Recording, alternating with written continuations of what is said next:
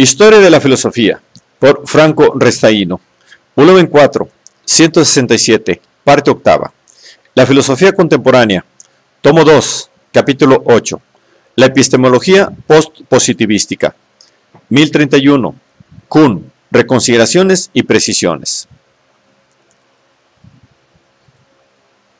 Hemos constatado en la exposición del pensamiento de Kuhn diversos puntos sobre los que el debate entre los epistemólogos ha sido más encendido y sobre los cuales el propio Kuhn ha considerado que debía precisar mejor su pensamiento, reformulando en términos distintos algunas tesis o proponiendo rectificaciones e integraciones.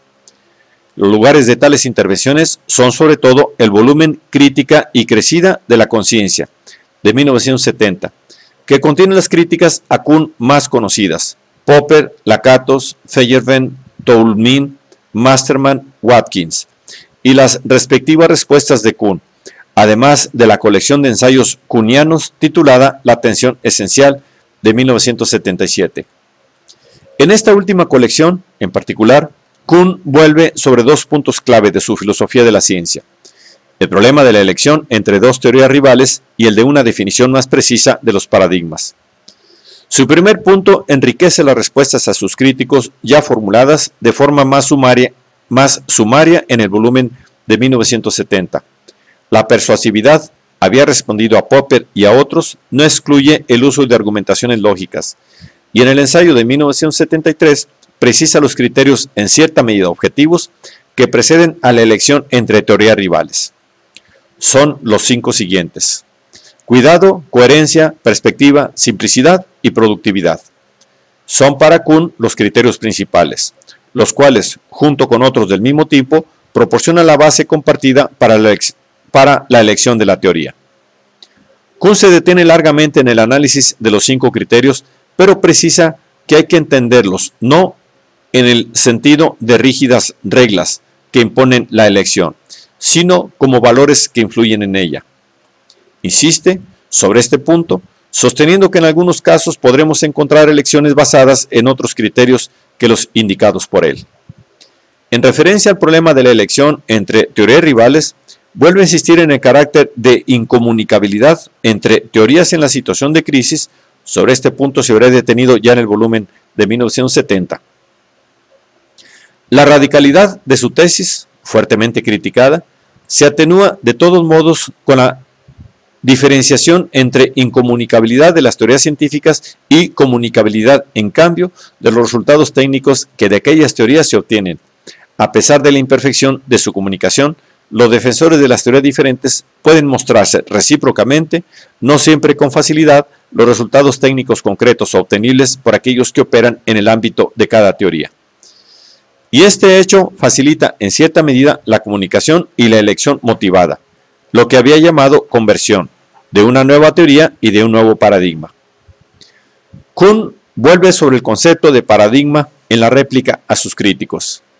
En el epílogo 1960, a la segunda edición de su obra principal, y en el ensayo Nuevas reflexiones sobre los paradigmas, Kuhn tiene en cuenta las críticas amigables de la epistemóloga M. Masterman, la cual, aún compartiendo las teorías de Kuhn, había observado de una manera documentada cómo en la obra de 1962 el concepto de paradigma era utilizado en 21 acepciones distintas.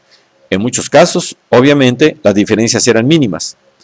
Kuhn acepta las críticas, reconoce que en efecto ha utilizado el término paradigma con acepciones distintas y propone utilizar, para designar la acepción principal, aquella por la cual se identifica una específica comunidad de investigación científica, una ciencia normal. La expresión matriz disciplinar.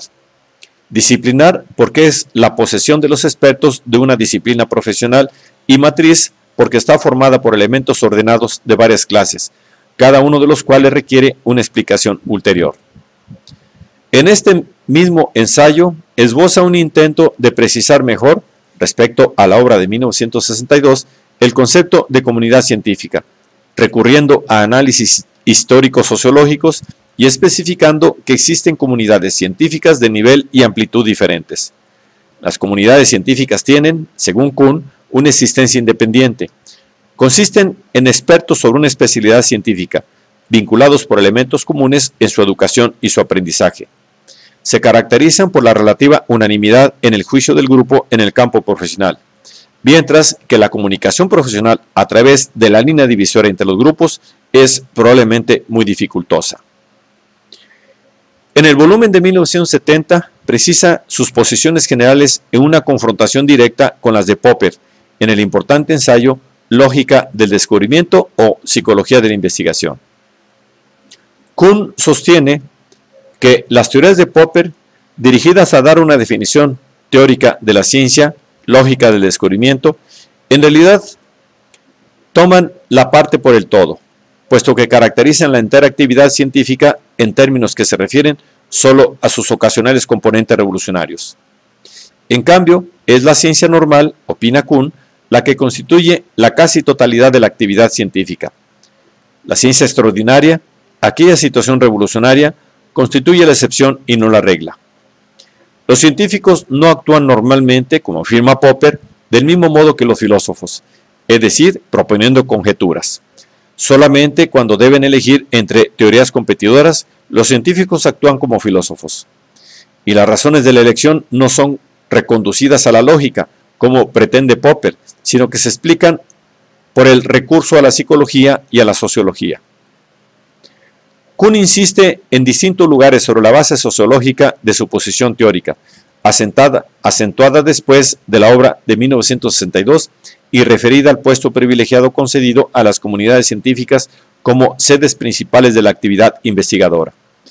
Yo considero que el conocimiento científico es intrínsecamente el producto de una amalgama de comunidades especializadas. Sobre esta base insiste en el análisis del cambio de paradigmas en términos que rechazan la acusación de relativismo y de irracionalismo. La definición que repite aquí, con terminología darwiniana, de evolución para caracterizar su interpretación de la historia de la ciencia, debería excluir la acusación de relativismo. Por otra parte, para responder a las acusaciones de irracionalismo, a propósito de su tesis de la inconmensurabilidad entre teorías o paradigmas rivales, Kuhn subraya la diferencia entre sus posiciones y las más radicales de Feyerabend y utiliza, para aclarar sus tesis de la inconmensurabilidad, las tesis de Quine sobre la indeterminación de la traducción entre lenguajes distintos. La inconmensurabilidad entre las teorías que se suceden es análoga, en efecto, a aquella que existe entre lenguas distintas. Según Kuhn, por lo tanto, la elección de una nueva teoría consiste en la decisión de adoptar un lenguaje nativo distinto y de emplearlo en un mundo que, por lo tanto, será también distinto. Pero los términos elección y decisión implican algo menos ajustado en comparación con el término conversión caro a Kuhn. En ningún momento se es consciente de haber tomado una decisión y de haber hecho una elección. Cuando existe esta conciencia, la conversión ya se ha producido. De este modo, en las contribuciones posteriores a la estructura de las revoluciones científicas, Kuhn repetía la sustancia de todas sus tesis teóricas, que confirmadas, a su parecer, por las investigaciones de historia de la ciencia que él nunca abandonó, alimentaban en los decenios siguientes el rico debate epistemológico, sobre todo en el área angloamericana.